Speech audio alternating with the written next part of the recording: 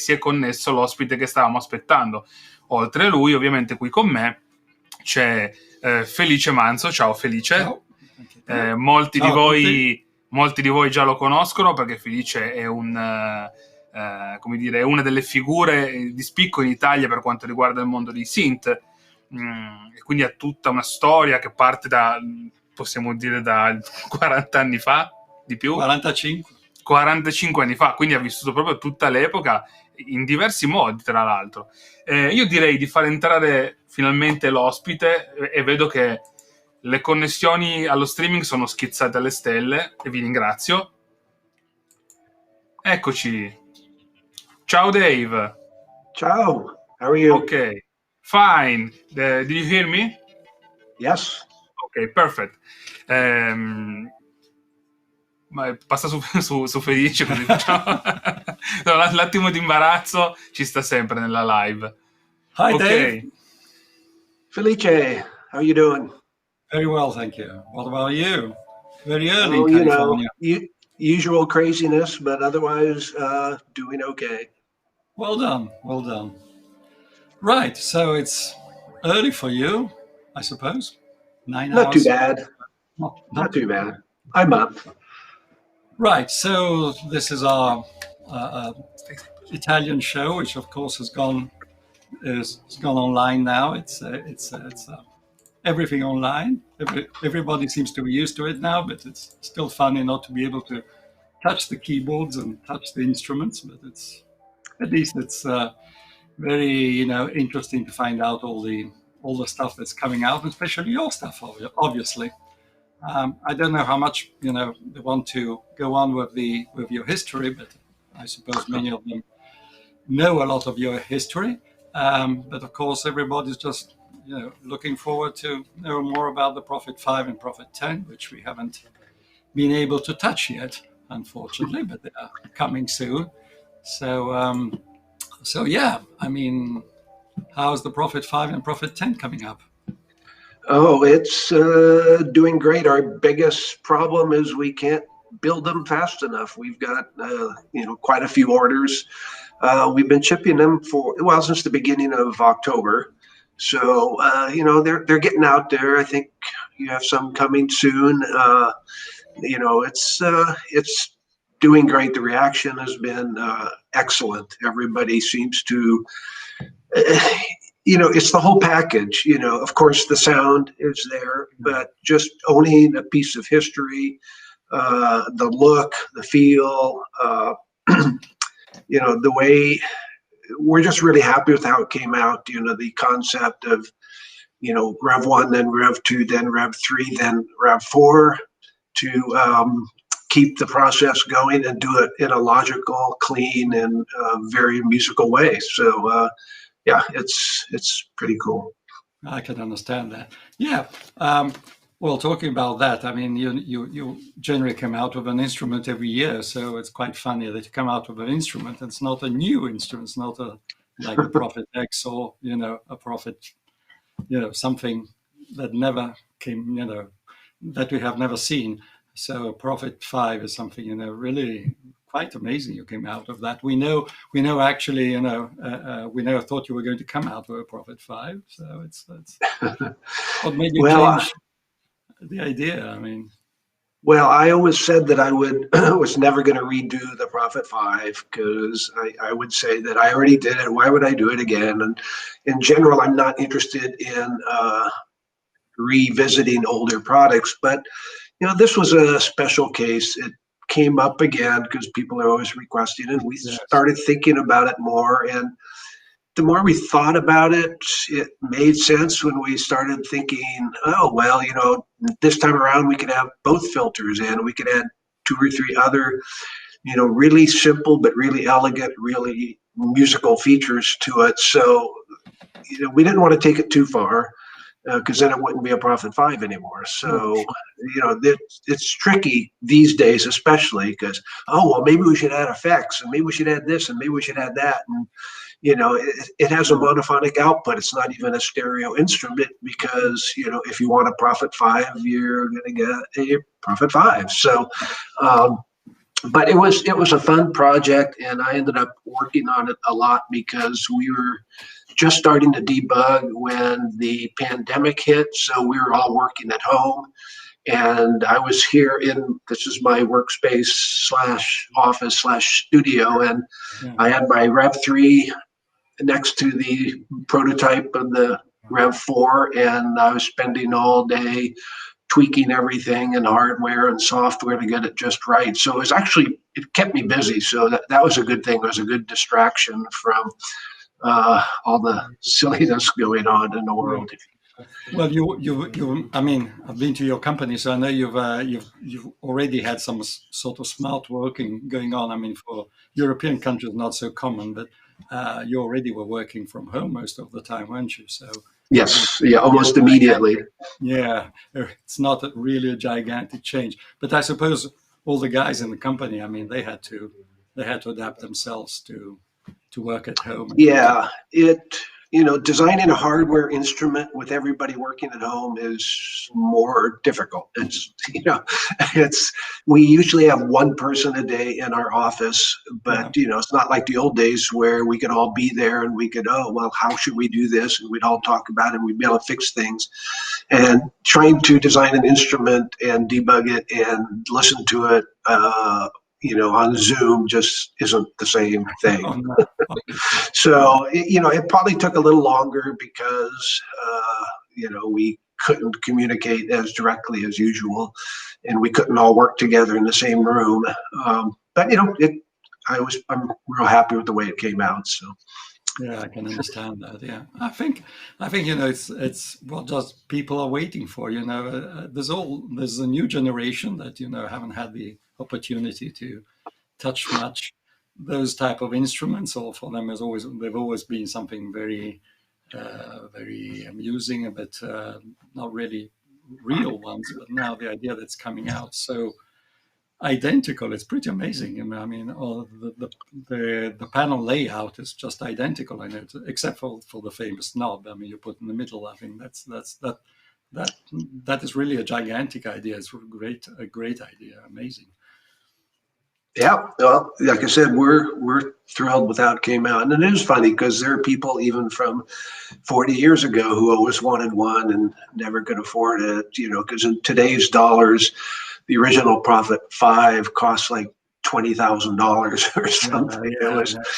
They were, as you remember, they were way too expensive, but most people who bought them made money on them. It was a good business investment, which is a funny thing to think of with musicians. But if you had a Prophet 5, you got more work.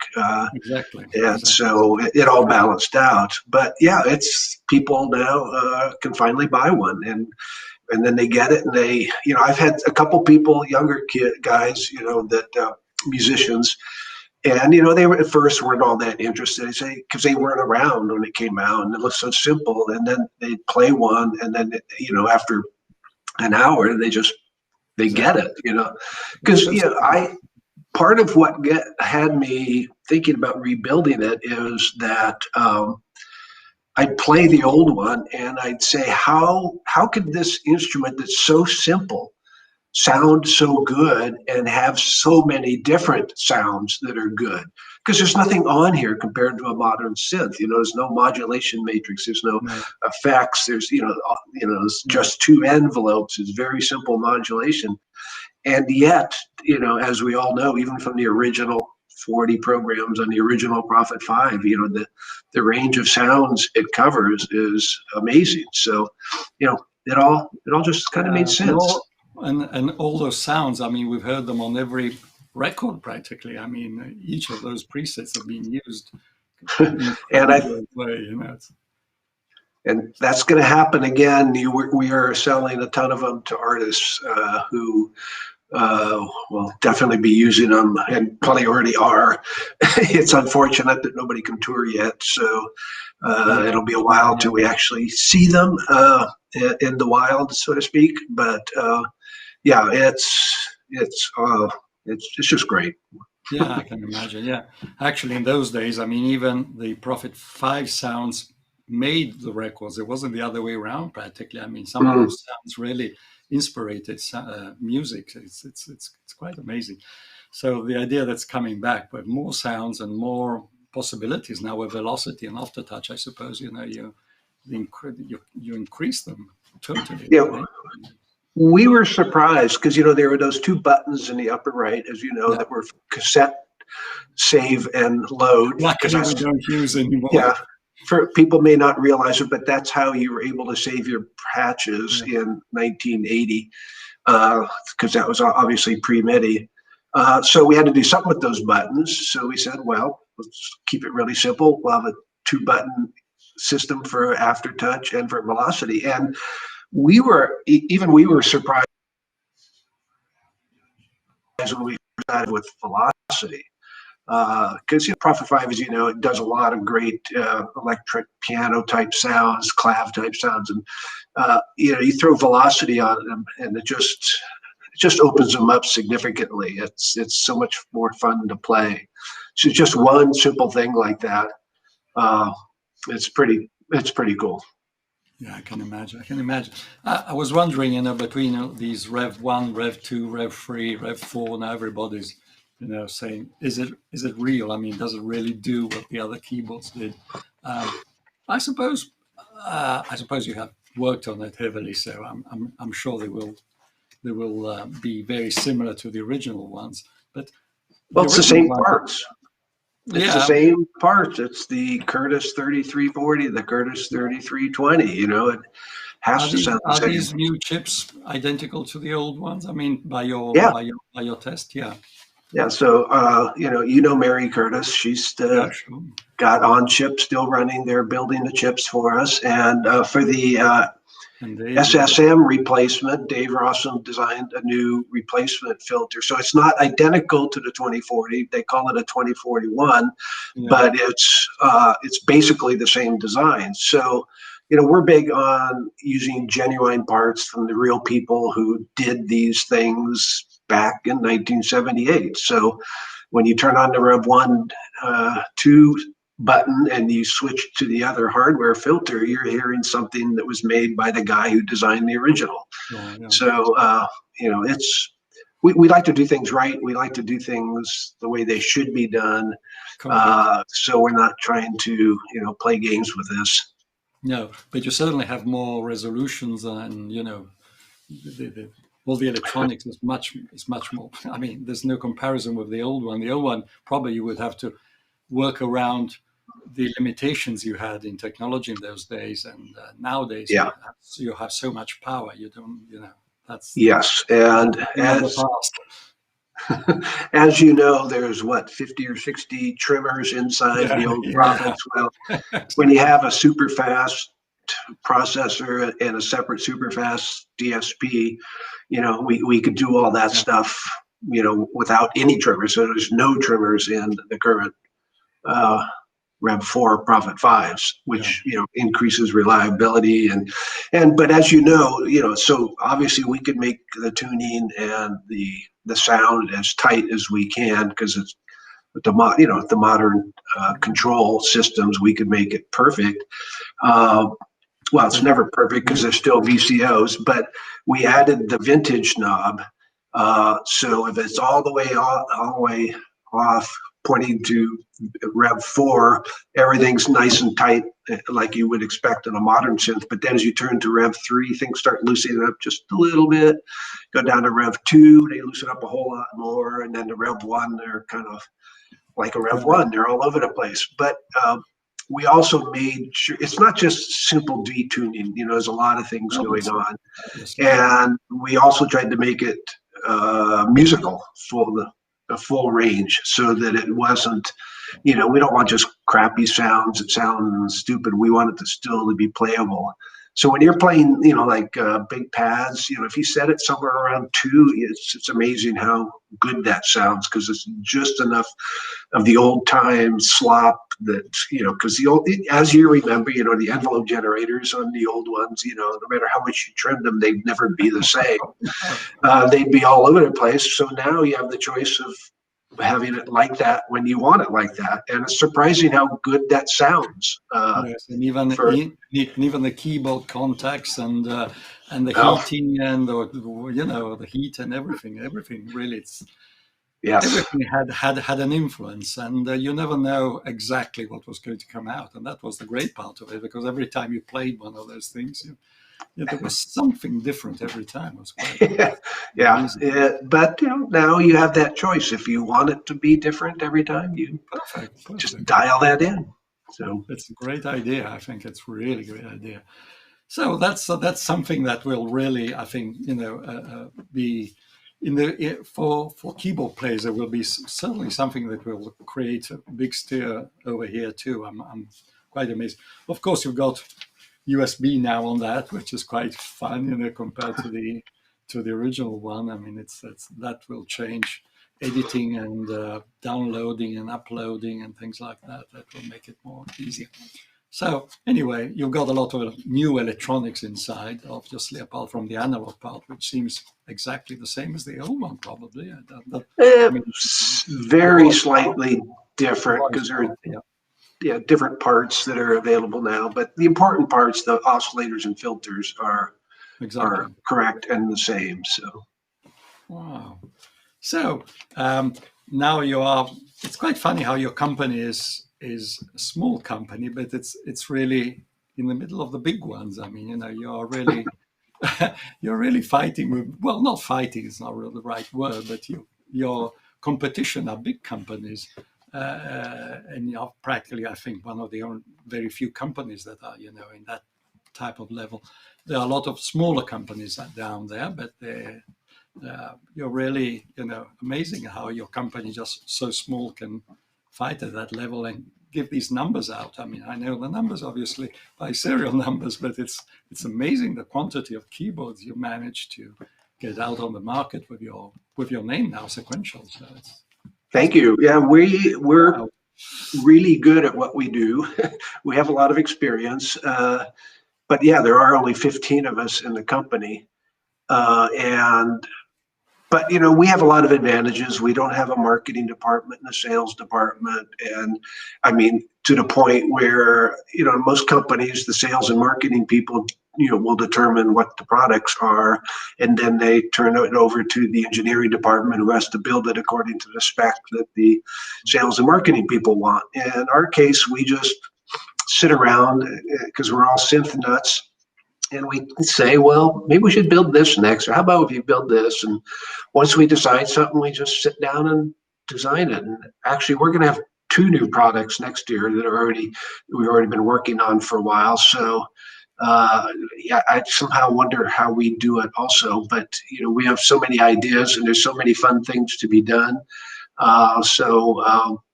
Yeah, it's funny because Prophet 5 is awesome.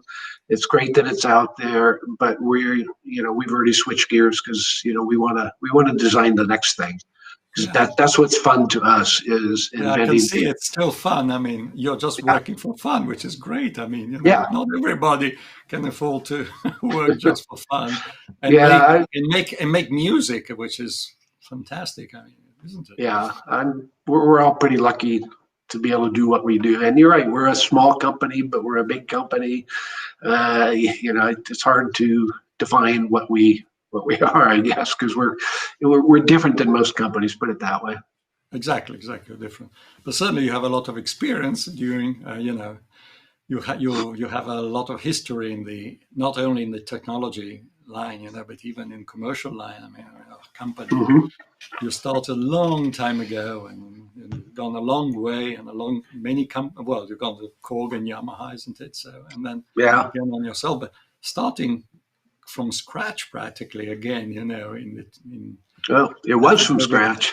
with the Evolver was pretty amazing, just doing it for fun. I mean, it was, and now see where you've gone to. I mean, it's how did that happen? I wonder. Well, you have to be clever. You have to be clever. That's it. Well, yeah, and if there's anything that's probably the thing I'm most proud of, in my career, is that I was able to do this twice. One could say that, okay, I was in the right place at the right time to do the Prophet 5 originally. Yeah, to a certain degree I was. I mean, it's never that simple, but to be able to do all this again, and this company is much more successful on any comparison point than the original Sequential was. But yeah, when the 2002 is when the Evolver came out. And that was also the year that Bob Moog came out with the MIDI Moog Voyager. And I always say that that's the beginning of the new analog revival. It was a slow start, but it started with those two instruments in 2002. Then over the next few years, Bob built more instruments. I built more instruments. And around the same time, people were rediscovering the old analog synths from the 80s, and they were buying them up, and the prices started going up. So all of this kind of happened at one time, gradually, and now we're here, 18 years later, and the Prophet 5 is back. Yeah, I see that. Well, it's quite amazing. But you've done not only by yourself. I mean, you've done some collaborations with your old friends in the area. But certainly, I mean, you've come from more, as I know, from more technical, side, and probably your passion for music brought you into the music business, and you were probably in the right place in the right moment, but you also had the right ideas and right planning. The Prophet 5 was really a huge change in the world. The first time we really saw microprocessor and analog stuff together for music, for making music, really making music, not noises or strange music, but really pop music, which is quite amazing. Yeah, isn't it? Yeah, definitely. You've done that. So coming back again, it's pretty great. So I think you've done well, and other things are coming out. We didn't talk about the Prophet X, which I think is a great machine. It's a pity that we haven't talked about that. I think it needs certainly more space in the music area, even if not everybody has really understood what the keyboard can do. But technically speaking, that's, I think, one of the most advanced things you've done. The Prophet X is one of my favorites now. There's a lot of people don't understand the concept because they say, well, this is just a Rompler, a sampler, and it costs too much, and this and that. And basically what we were doing is turning a Rompler into a musical instrument. Yes, exactly. Most workstations, the interfaces give me headaches. I can't even figure them out. I just wanted something that was instantly accessible. You turn a knob, something cool happens. Putting the real analog filters in there is huge, because even the original Evolver, the whole concept of putting digital oscillators through analog filters is I've always liked that sound. There's something about analog filters that just cleans up stuff and makes it sound better. So we put those in the Prophet X. But when you look at it, it all makes sense. You just grab a knob to select a sample, you grab a knob to sweep your oscillator. You have the filters right there. It's just, and the range of sounds. And as you know, it's got 150 gigabytes of samples and another 50 gigabytes of user samples, so you can load your own stuff in. But it's just, the bottom line is it just really sounds good, and it's fun to play with. Okay. And fun is what if an instrument isn't fun to play, then we failed. It's got to be interesting, fun, inspirational, have its own personality. I mean, all the usual buzzwords, but fun is an important part of that. Ok, we have some questions. Sì, ci sono alcune domande, ne sceglierei un paio giusto per Dave. La prima è questa, gliele possiamo anche mandare. Lui la vede. Ci chiedono se il Prophet 5 e il Prophet 10 sono una limited edition, oppure se ci saranno abbastanza Prophet per tutti. Yeah, people are asking here if it's just a limited numbers of Prophet 5 and 10, or is it just standard? Nope. we'll be selling them for years. I've never understood the reason for limiting something. Either build it or don't build it. Why make it? If I don't know, maybe it's limited so you could charge more. But exactly, that's the real reason. Yeah, that's not fair. That's not fun. I'm not making products as investments that you could, because there's only 1,000 made, so this is worth more. We're making these for musicians to make music with. Right. It's going to be around for a long time. It's good. Part of our line. That certainly, will encourage people to keep, their profit. To buy the new one, and they will go on for some time and will not just be a business product. Good. Invece abbiamo un'altra domanda, questa è interessante perché ci chiedono se, qua non si vede tutta, quindi gliela dobbiamo leggere, ci chiedono se secondo lui c'è ancora qualcosa da inventare nel mondo dell'analogico o se l'innovazione è tutta in mano al digitale. One other question is if you think there's still something that can be explored in the analog stuff, something new in the analog stuff, or if you think it just will be, controlling it or checking it or doing something. But if there's still space to develop something in the analog line. Definitely. Like I said, we already have 2 new products that we're going to be coming out with, hopefully mid-year. Maybe in the fall next year, and they're both analog synths. It's funny that people think that, if something has a VCO to filter, then, what could be different from one product to the next? And I always bring up the obvious example of a guitar. A Telecaster, the Les Paul, the Stratocaster, they all have 6 strings. They all have 3 knobs or 4 knobs. What could there possibly be different between the two? And yet guitar players will have 3 different Telecasters made at different times by different people, or they might have a really old one or a Stratocaster that they felt in a store and it spoke to them. So we build different instruments that have different filters and different oscillators and different features. It's all about the personality. So nobody's going to confuse an OB6 with a Prophet 6.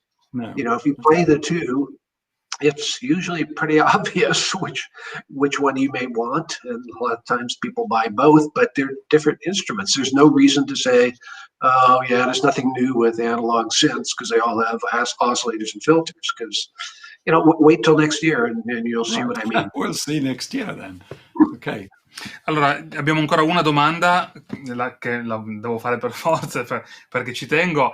La Alan Perman Foundation, quindi Dina, la figlia di Alan, ci chiede, secondo Dave, qual è il motivo di questo rinato interesse nell'hardware piuttosto che cioè comparato con l'interesse verso i software? Yeah. Well, it looks like the Alan Perman stuff is really asking why, if you think, the analog. Scusa, la domanda era più dice qual è questo rinato interesse per l'hardware piuttosto che per il software. Yeah, there's a lot of new interest in hardware now than it is in software. People thought everything would be software in the future, and now it's going back to hardware, isn't it? Which is true, isn't it? Yeah. Well, and I'm in a particular interesting spot because, I was involved in the very first software synth in 1995. You made the first software synth. I was, so I was the first guy there, and I also like to say I was the first person to stop doing software synths.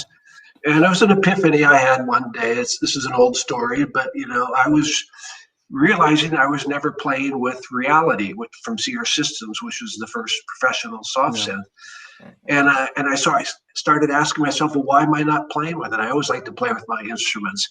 And I realized it's because I was typing on a keyboard and dragging menus and doing this, and then finally going over here and playing a few notes. And it just, the look and feel was just wrong. And that's kind of why, in 2002, I started designing hardware again. And I've seen this many times. Kids will come up who've only worked with software since, and we'll be at a NAMM show or something, and they'll come up and put on the headphones and start playing one of our synths. And then, after about 10 seconds, they're smiling and calling their friends over. And, there's something there. I could go on and on and on about the differences. And that's not to say there's not a lot of really cool things about soft synths, because they, in the software realm, you could do things that are specialized that don't make sense to make a hardware instrument. For people just starting, they're cheap or they're free, and it lets you stay in the box. I mean, there's a lot of advantages to that. But when I go to an instrument, I want to be able to go right here, and here's the cutoff knob. It's here today. It's here tomorrow. It's here in 20 years. It doesn't change in front of me. I don't have to reload it every 2 years because of software the OS changes. It's a musical instrument. It does what it does, and it does it well, and it always does the same thing. The softwares often get carried away. There's one I remember we have 200 filters, and I'm going, who's ever going to try, a tenth of those? Give me one good filter. I don't need 200. So it's easy to throw too much stuff into a soft synth too. But again, they have their purpose. That's why right now, people buy hardware, they buy software. They coexist. There's no animosity there. It's just, for me as a synth designer, hardware it's more fun. It's back to that fun thing. Yeah, I can understand that. Well, you need knobs and keys. There's no way out. I mean, if you want to play music, you need knobs and keys. Right, Okay. something else? Guarda, io starei delle ore a sentire parlare Dave, perché è davvero fantastico. Purtroppo abbiamo anche le nostre tempistiche. Io ringrazio tantissimo Dave. Thank you, Dave.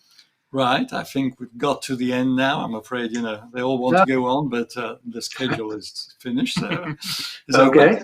So what can I say? Well, we all thank you naturally for your, for being here with us, even if you're far away on the other side of the world. But it's been nice talking to you as usual, and we'll talk together privately. But well done, and it's been really, it's been a great news, this Prophet 5 thing. It will get people talking for a long time now. Good. Great. Well, thanks again, Well, Francesco. thanks. And all the, Grazie Felice per averci fatto compagnia. It's been a pleasure. And dear Dave, keep Okay. well. Stay Thank safe. you. My pleasure. It was Bye-bye. fun. Stay Good to safe. see you.